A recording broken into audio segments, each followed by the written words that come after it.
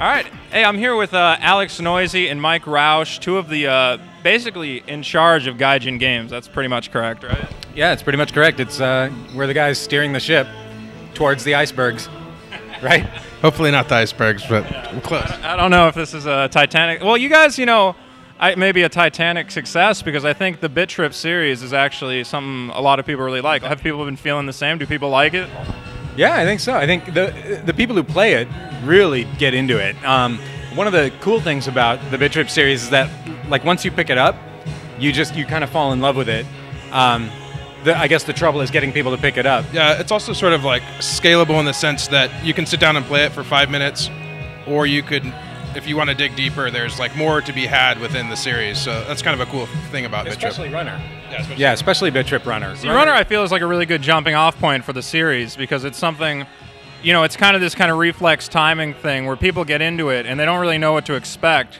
And, at first they're like, oh, it's like some, 2G side-scrolling, platformer. And then quickly find out, oh, my God, it's like a rhythm game, which really, I think, catches people off guard. In fact, that was one of the scarier things as we started developing the game, is like we knew we wanted it to be like a running and jumping, kind of a pitfall sort of a deal.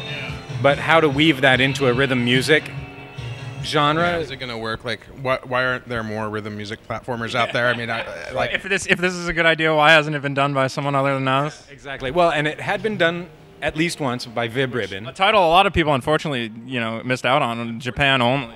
Yeah, well, and also Europe. Oh. Japan and Europe. No American release. That seems to be a Nintendo thing lately. They keep giving Europe everything and ignoring America. They just did the same with a couple RPGs. Well, I guess you guys support the Wii, so I can't talk too badly about it. You can say whatever you want, man. Here's the thing, though. There's two games that I played on my Wii, and I'm going to be honest. It was Monster Hunter, which I didn't like, and then I bought Bit Trip Runner. And I probably played that more than any other Wii game I bought. So you guys did good. Right on. Thanks a lot. That's awesome. Hey, I'll drink to that. Yeah, exactly. Now, here's the interesting thing about you guys, just the industry in general, is it's really starting to approach a place where kind of indie developers are being recognized. It's almost starting to parallel Hollywood, where there's always going to be these big-name kind of blockbuster releases, but there's also this whole, indie side of it with these really artistic, kind of developer-driven visions. It's definitely nice to be part of it.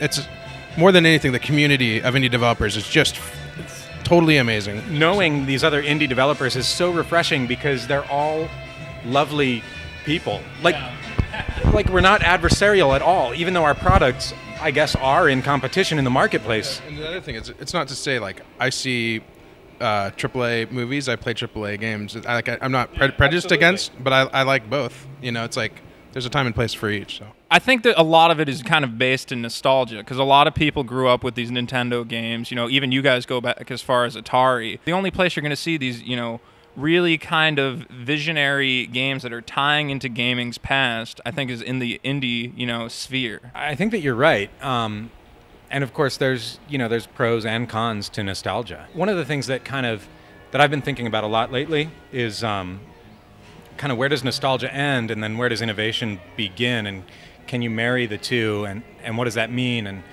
I think for me, what that's kind of starting to mean is simplicity in game design and simplicity in sort of fun design, because that's kind of what all these old games, I mean, we're meeting here in like a retro arcade, right? That's what all these old games have in common, is that they're all very simple, but also very fun. I think Cannibal was one of my favorite games from last year, and it's like, in some ways, if Cannibal was made in like 1984, it would have made a lot of quarters. Yeah. It would have been perfect. Oh, Mike, good one.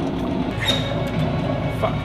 Oh my God. Who's in the lead, Blue? Oh shit, Gray. And a big part of, I think, the retro sort of, the retro aesthetic is difficulty. Like Pac-Man is very hard. And Donkey Kong? It's the hardest game. Donkey Kong, it's the hardest fucking game on earth. Donkey Kong is a motherfucker. I watched King of Kong with the springboard part, and I'm like, that doesn't look fun at all. No, it's miserable. I think that's one of the things about our games that a lot of people, that kind of turned some people off about our games, is that they're very challenging. Yeah. I personally like that, and I think it was appropriate for our games, and I stick by the decision to do that, but they are very challenging. I think it was a bold decision to make. That's what I honestly like, is, that challenge is very representative of the experience. That's what you're getting into it for. That's why you paid for it, because you want to be challenged. Oh my God, did you play Super Meat Boy? Yeah, of course. Did you unlock the kid? Because that literally took me about 12 hours playing the same stage. But here's the thing. That was my greatest gaming accomplishment in years. And how many times do you get an experience like that? Something that will stay with me forever. I think you're right. I think that's a really special feeling. And you're a dying breed, Yeah. Well, I had this same experience on our own game, Bit Trip Runner, and my girlfriend watched me play the whole thing. And I got to level 311, and I was having the hardest time with it. I played it for like 3 weeks, and I couldn't beat it. And she was watching me, and she's like, "What are you doing?" And then the second I beat it, I got up, I put my arms up, and I started like running around the house, and she started doing like a crazy little dance. And it was like, this is a game that I made, and just because of the challenge of it and the fact that I had done it so many times, it was such a rewarding experience. I mean, like you say with Meat Boy. I mean, it's a lot like being a kid again. The first time you beat Mario, and you flip out. You're like, I just beat Mario. Mario is so hard. Super Mario Brothers is very, very hard. They wouldn't even bring the second one over to America because they were like, these kids can't handle it. They can't even beat the first one. Shit. Go. Dude. Oh, that's right, you have to shift gears. God, it's been a long time since